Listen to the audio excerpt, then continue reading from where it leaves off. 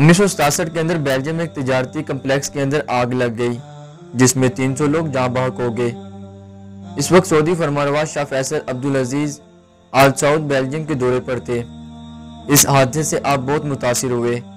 آپ نے وہیں پر 1 ملین امریکی ڈالر امداد کا اعلان کر دیا جسے بیلجیم کے شاہ ٹوڈوان اول بہت متاثر ہوا کیونکہ شاہ فیصل کے علاوہ کسی ملک نے تعاون کے لیے ہاتھ نہیں بڑھایا تھا۔ چنانچہ بیلجیم کے حاکم نے شاہ فیصل کی اس خاوت کا بدلہ چکانے کے لیے کہا کہ آپ جو کچھ اس وقت مجھے حکم کریں میں اسے دینے کے لیے تیار ہوں۔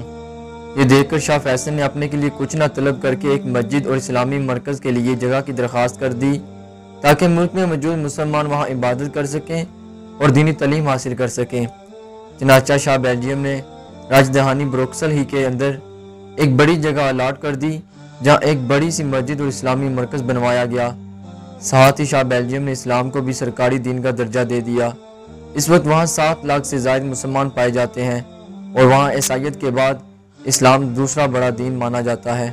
شاہ فیصل کا یہ وہ کارنامہ ہے کہ اس وقت بیلجیم میں مسلمانوں کو ہر طرح کی آزادی ہے۔ صرف راجدھانی بروکسل میں 300 مساجد موجود ہیں۔ وہاں کے نصاب تعلیم کے اندر دینیات میں اسلامی تعلیمات بھی شامل ہیں۔ بتایا جاتا ہے کہ صرف اسلامی مدرسوں کی تعداد 800 کے لگ بھگ ہے جو حکومتی کنٹرول میں چلتے ہیں۔ مساجد کے اماموں کو حکومت تنخواہ دیتی ہے۔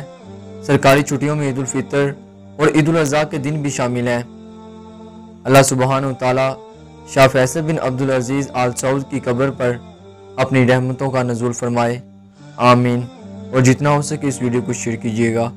جزاک اللہ خیرہ۔